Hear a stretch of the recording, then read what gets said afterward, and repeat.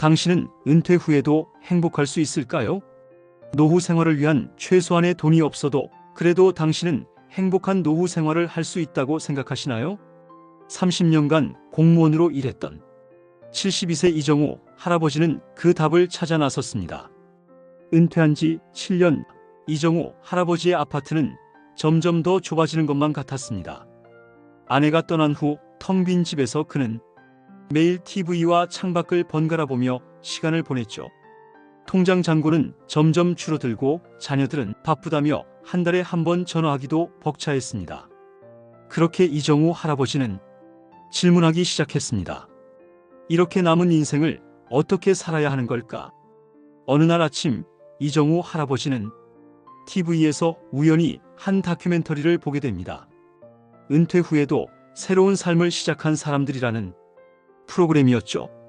화면 속 노인들은 비슷한 나이에도 불구하고 자원봉사를 하거나 동네 모임에 참여하고 있었습니다.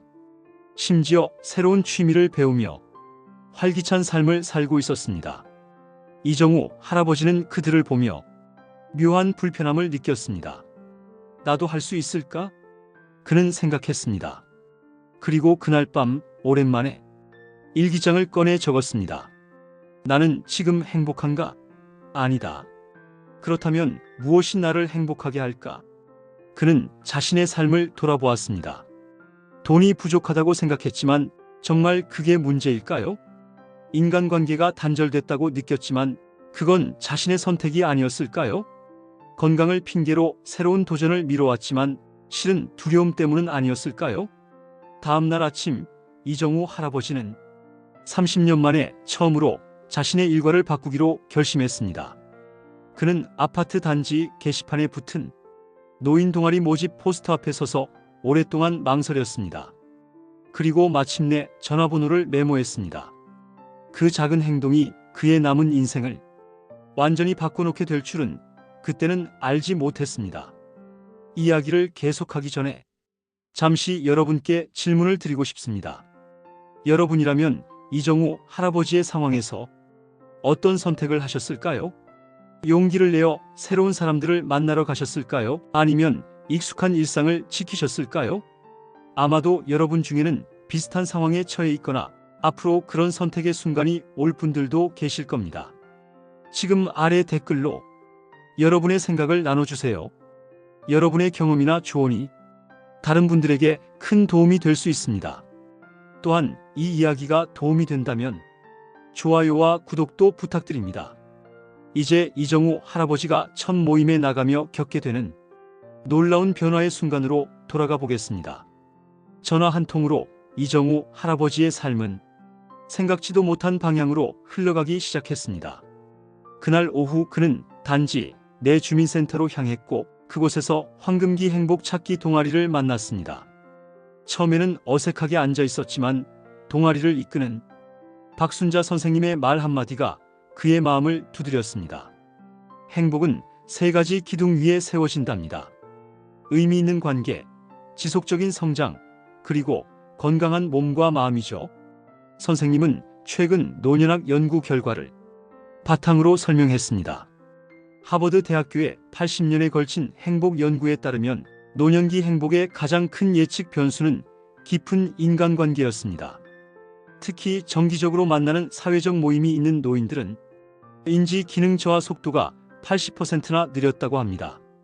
두 번째로 새로운 기술이나 지식을 배우는 노인들은 뇌에 새로운 신경 연결을 만든다고 합니다. 이를 통해 치매 위험을 현저히 낮출 수 있다고 합니다. 75세에 피아노를 배우기 시작한 할머니, 80세에 첫 소설을 출간한 할아버지의 사례가 공유됐습니다.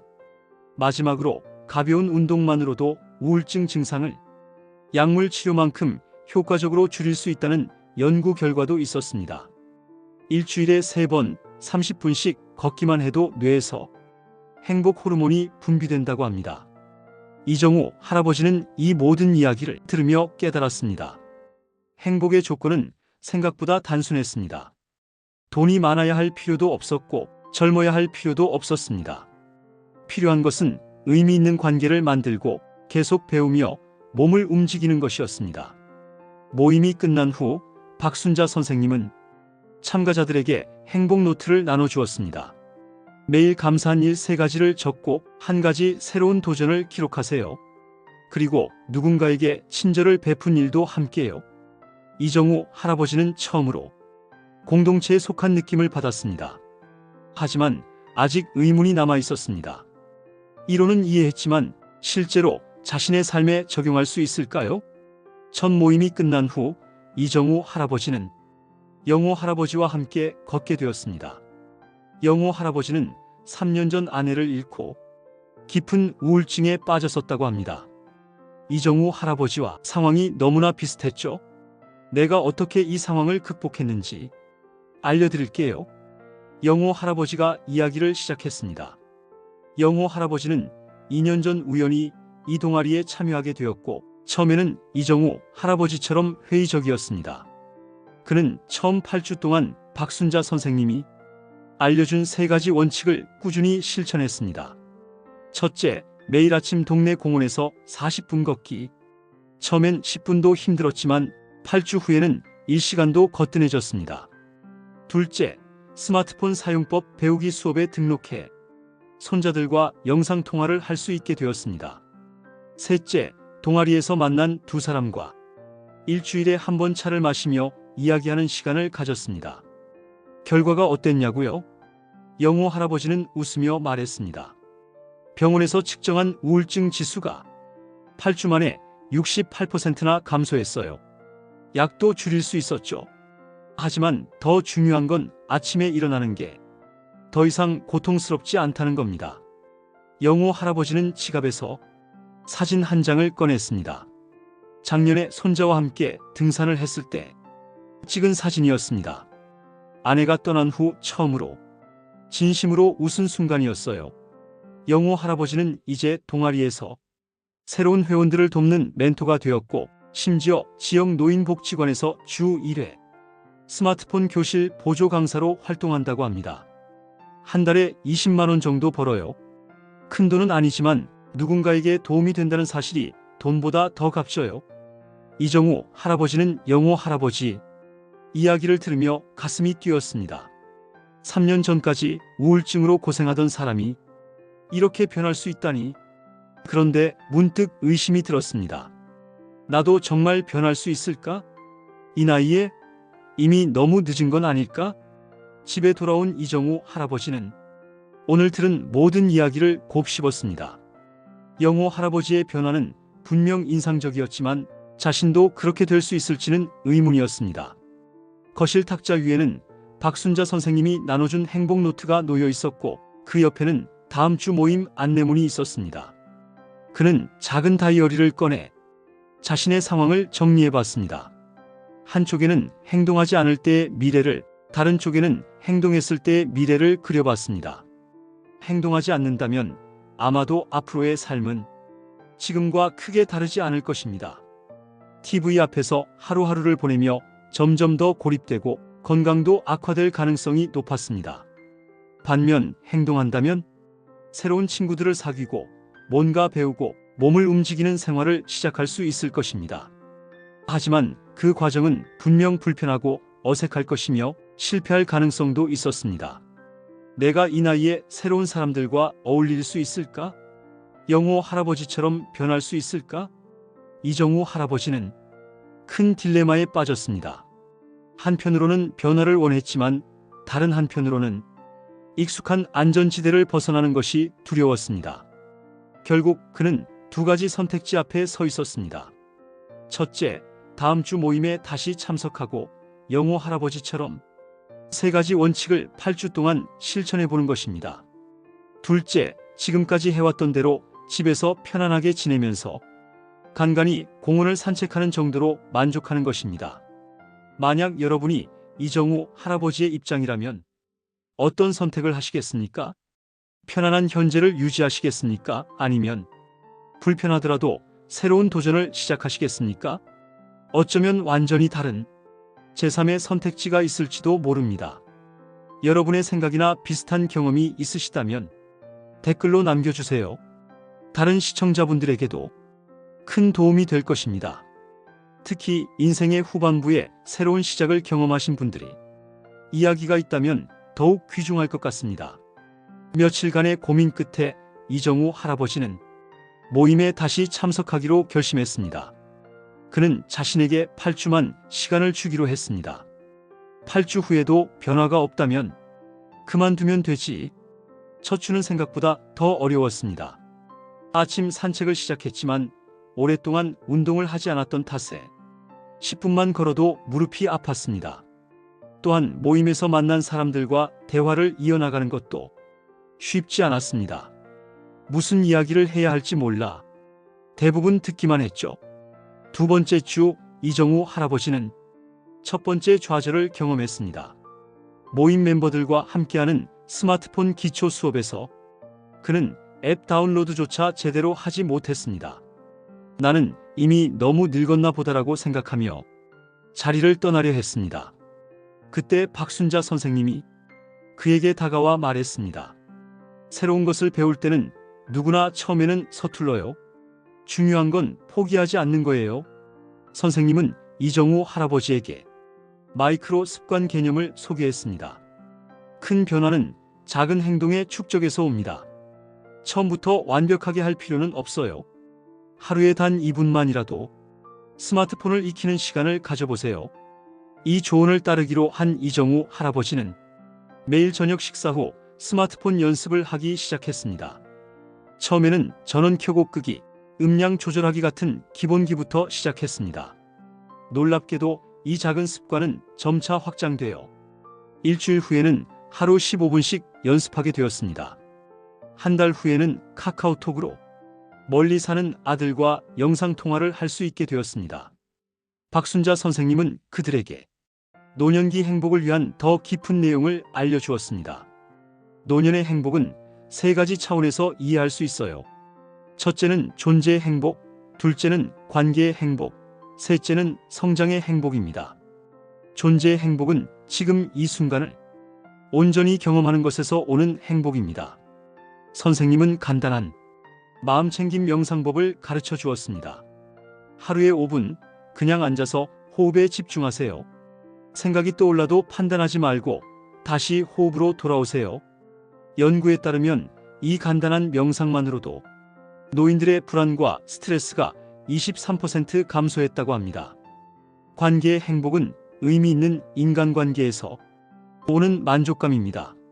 선생님은 관계 지도 그리기를 제안했습니다. 종이 중앙에 자신을 그리고 주변에 관계 있는 사람들을 거리에 따라 배치하는 것입니다. 지도를 그린 후 매주 한 명씩 더 가까이 끌어오는 행동을 해보세요. 전화 한 통, 편지 한 장으로도 충분합니다. 성장의 행복은 새로운 것을 배우고 도전하면서 느끼는 성취감입니다. 나이 든다고 뇌가 새로운 것을 배울 수 없는 것은 아닙니다. 오히려 새로운 것을 배울 때 뇌에 새로운 연결이 생기고 인지 기능이 유지됩니다. 선생님은 모든 회원에게 버킷리스트 3x3을 만들어 보라고 했습니다. 3개월, 3년, 30년 안에 해보고 싶은 일을 각각 3가지씩 적는 것입니다. 이정우 할아버지는 서서히 변화하기 시작했습니다. 4주차가 되자 그는 매일 20분씩 걷기를 할 수 있게 되었고 동아리에서 만난 2명과 주 1회 커피를 마시는 약속도 생겼습니다. 그러나 가장 큰 변화는 손자에게 카카오톡으로 메시지를 보내고 답장을 받았을 때였습니다. 할아버지 대단해요. 저보다 더 빨리 배우시네요. 이러한 작은 성공 경험들이 모여 이정우 할아버지의 자신감은 조금씩 커져갔습니다. 하지만 6주차에 그는 또 한 번의 위기를 맞이합니다. 갑자기 허리를 다쳐 일주일간 움직이기 힘들어진 것입니다. 예전 같았으면 역시 안 되는구나라고 생각하고 모든 것을 포기했을 텐데 이번에는 달랐습니다. 이정우 할아버지는 허리 통증에도 불구하고 포기하지 않았습니다. 그는 영호 할아버지에게 전화해 조언을 구했고 누워서도 할 수 있는 가벼운 스트레칭을 배웠습니다. 또한 모임에 빠지는 대신 화상으로 참여할 수 있도록 도움을 받았죠. 이렇게 위기를 극복하는 과정에서 그는 회복 탄력성이라는 새로운 능력을 발견했습니다. 지금까지 이정우 할아버지의 여정에서 우리가 배운 핵심은 노년의 행복이 돈보다는 세 가지 기둥에 의해 결정된다는 것입니다. 의미 있는 관계를 구축하고 지속적으로 새로운 것을 배우며 건강한 몸과 마음을 유지하는 것이 진정한 행복의 원천이었습니다. 그는 마이크로 습관의 힘을 통해 점진적인 변화가 가능하다는 것을 경험했습니다. 처음에는 하루 2분의 스마트폰 연습으로 시작해 한 달 만에 영상 통화를 할 수 있게 되었죠. 또한 간단한 명상과 걷기를 통해 정신적, 신체적 건강을 개선했고 관계의 지도를 그리며 소중한 인연들과 재연결했습니다. 무엇보다 중요한 것은 실패와 좌절이 변화의 자연스러운 부분이라는 깨달음이었습니다. 스마트폰 수업에서의 좌절과 갑작스러운 허리 부상에도 불구하고 이정우 할아버지는 포기하지 않고 새로운 방법을 찾았습니다. 하지만 이것은 전체 이야기의 절반에 불과합니다. 8주간의 도전이 끝나가는 시점에서 이정우 할아버지는 예상치 못한 큰 충격을 맞게 됩니다. 그의 아들이 갑작스럽게 찾아와 충격적인 소식을 전한 것입니다. 이 소식은 이정우 할아버지가 지금까지 쌓아온 모든 변화를 무너뜨릴 위험이 있었습니다. 과연 이정우 할아버지는 이 새로운 위기를 어떻게 대처할까요? 그리고 그 과정에서 그가 발견하게 될 놀라운 진실은 무엇일까요? 이 위기가 오히려 그에게 더 큰 성장의 기회가 될 수 있을까요? 8주차의 마지막 모임을 하루 앞둔 저녁, 이정우 할아버지의 초인종이 울렸습니다. 문을 열자 오랫동안 뵙지 못했던 아들 이민수가 서 있었습니다. 민수는 평소와 달리 굳은 표정이었습니다. 아버지, 드릴 말씀이 있어서 왔습니다. 민수는 자신의 회사가 경영 악화로 인해 파산 직전이며 그동안 모아둔 퇴직금을 모두 회사에 투자했다고 말했습니다. 더 충격적인 것은 아버지 명의로 된 이 아파트를 담보로 대출을 받고 싶다는 것이었습니다. 6개월만 버티면 회사가 다시 정상화될 거예요. 그때 모든 걸 갚을게요. 이정우 할아버지는 큰 충격의 말을 잃었습니다. 이 집은 그의 유일한 재산이었고 이곳마저 잃는다면 남은 생을 어떻게 살아야 할지 막막했습니다. 하지만 동시에 이는 그의 아들이었고 어려움에 처한 자식을 외면할 수 없었습니다. 민수가 떠난 후 이정우 할아버지는 밤새 뒤척였습니다. 다음 날 아침 그는 박순자 선생님에게 전화해 상황을 설명했습니다. 예상과 달리 선생님은 깊이 이해한다는 반응을 보였습니다. 이정우 씨, 사실 우리가 지금까지 간과한 중요한 사실이 있어요. 행복은 자신만의 것이 아니라는 점이죠. 선생님은 이정우 할아버지를 찾아와 차분히 이야기를 나눴습니다. 노년의 행복에서 가장 중요한 것 중 하나는 세대 계승성이라는 개념이에요. 심리학자 에릭 에릭슨에 따르면 노년기의 주요 과제는 다음 세대를 돕고 지혜를 전달하는 것이랍니다. 선생님은 계속해서 설명했습니다. 우리가 지금까지 잘못 이해했던 것은 행복이 자기 자신에게만 집중하는 것이라 생각한 점이에요. 하지만 진정한 행복은 타인과의 연결, 특히 가족과의 연결에서 오는 경우가 많아요. 이정우 할아버지는 혼란스러웠습니다. 그럼 제 모든 저축을 이 집까지 위험에 빠뜨리는 게 맞다는 건가요? 그렇게 말씀드리는 게 아닙니다. 선생님이 대답했습니다. 중요한 건 균형이에요. 아들을 돕되 자신의 안전망까지 완전히 포기하는 건 현명하지 않습니다.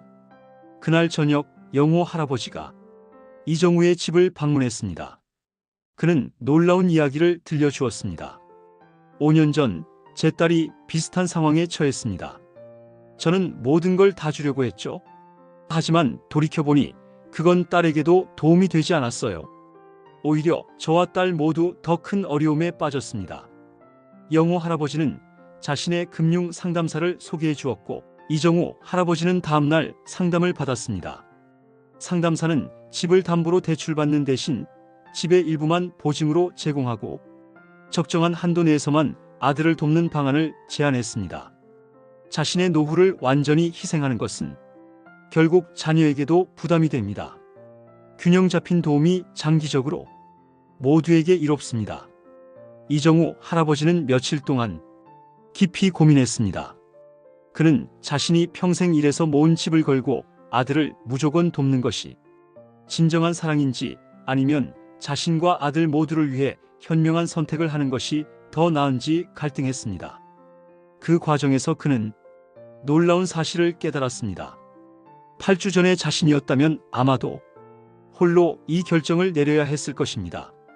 하지만 지금은 조언을 구할 수 있는 친구들과 전문가들이 있었고 무엇보다 스스로 정보를 찾고 판단할 수 있는 능력이 생겼습니다. 결국 이정우 할아버지는 집 전체가 아닌 일부만 담보로 제공하고 그것도 공식적인 계약서를 작성하기로 결정했습니다. 그는 아들에게 이 결정을 전하기 위해 그의 집을 방문했습니다. 민수의 집을 방문한 이정우 할아버지는 아들과 진지한 대화를 나눴습니다. 그는 조건부 지원을 제안했고 함께 금융 상담사를 만나 최선의 방법을 찾자고 말했습니다. 처음에 민수는 실망한 듯 했지만 아버지의 단호하고도 따뜻한 태도에 결국 수긍했습니다. 아버지, 솔직히 말씀드리면 저도 마음이 무거웠어요.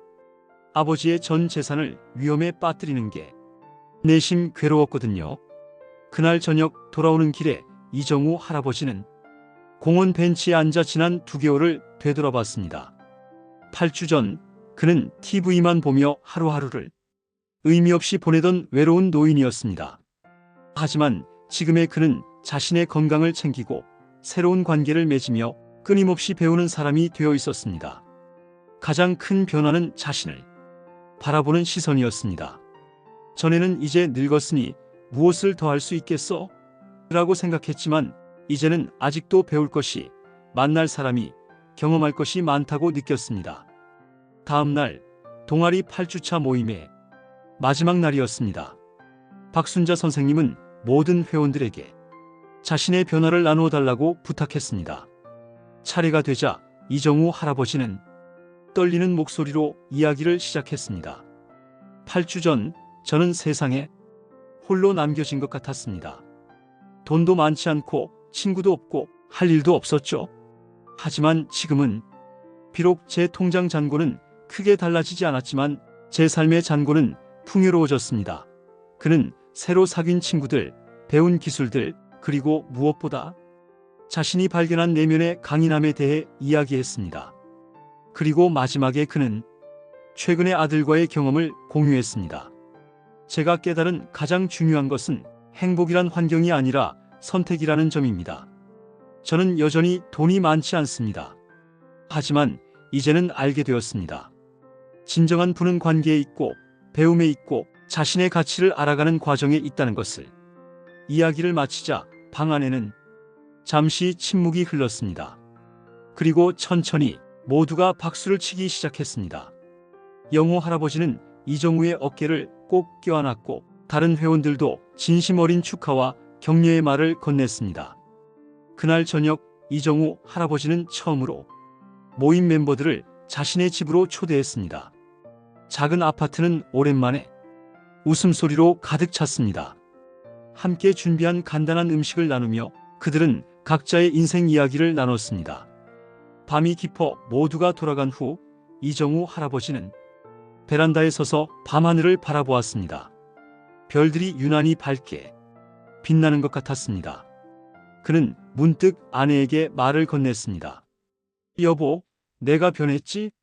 늦었지만 나도 이제야 알게 되었어. 인생은 끝날 때까지 끝난 게 아니라는 걸. 그때 그의 휴대폰에서 알림음이 울렸습니다. 손자가 보낸 메시지였습니다. 할아버지, 다음 주에 방학이에요. 할아버지 집에 가도 될까요? 할아버지가 알려주신 카카오톡 게임 같이 하고 싶어요. 이정우 할아버지의 눈가에 눈물이 맺혔습니다. 그것은 슬픔의 눈물이 아니라 깨달음과 감사의 눈물이었습니다. 그는 이제 알았습니다. 행복은 결국 우리가 만들어가는 것이라는 사실을. 그리고 그 여정에는 결코 늦은 시작이란 없다는 것을. 이정우 할아버지의 이야기가 여러분의 마음에 작은 울림을 주었기를 바랍니다. 노년에도 새로운 시작이 가능하다는 것. 돈이 아니라 관계와 성장이 진정한 행복의 원천이라는 것. 그리고 모든 나이에 우리는 여전히 변화할 수 있다는 사실을 함께 배웠습니다. 이 이야기가 여러분에게 작은 도움이나 위로가 되었다면 구독 버튼을 눌러 더 많은 인생의 지혜를 함께 나누었으면 합니다. 매주 우리는 다양한 삶의 이야기를 통해 행복의 비밀을 찾아가고 있습니다. 다음 주에는 40년간의 직장 생활 후 새로운 인생을 시작한 60세의 김미영 씨의 이야기를 들려드릴 예정입니다. 그녀가 어떻게 평생 꿈꾸던 작가의 길을 시작했는지, 그 과정에서 마주한 도전과 기쁨은 무엇이었는지 진솔하게 나눠드리겠습니다. 여러분의 소중한 시간을 내어 이정우 할아버지 여정에 함께 해주셔서 진심으로 감사드립니다. 우리는 모두 각자의 인생 여정 위에 있지만 서로의 이야기를 통해 용기와 지혜를 얻을 수 있다고 믿습니다. 또한 여러분의 이야기도 언제든 환영합니다. 함께 나눌수록 우리의 지혜는 더 풍요로워질 테니까요. 마지막으로 여러분의 소중한 경험과 생각을 나눠주시길 부탁드립니다. 이정우 할아버지처럼 인생의 후반부에 새로운 도전을 시작해보신 적이 있으신가요? 그 과정에서 어떤 두려움이 있었고 어떻게 그것을 극복하셨나요? 혹시 주변에 이정우 할아버지와 비슷한 상황에 처한 분이 계신다면 어떤 조언을 해주고 싶으신가요? 작은 변화라도 시작할 수 있는 첫걸음은 무엇일까요? 또한 여러분은 노년의 행복에 가장 중요한 요소가 무엇이라고 생각하시나요? 건강? 인간관계? 경제력? 아니면 또 다른 무언가가 있을까요? 다음 시리즈에서 다루었으면 하는 주제가 있다면 댓글로 알려주세요. 1. 은퇴 후 새로운 직업 찾기. 2. 노년의 의미 있는 관계 만들기. 3. 적은 연금으로도 풍요롭게 사는 법. 4. 노년의 건강과 활력 유지하기. 여러분의 댓글 하나하나가 다른 시청자들에게 큰 영감과 위로가 됩니다. 우리 모두는 저마다의 인생 경험을 통해 얻은 지혜가 있습니다. 그 지혜를 나눔으로써 함께 성장하는 따뜻한 커뮤니티를 만들어갔으면 합니다.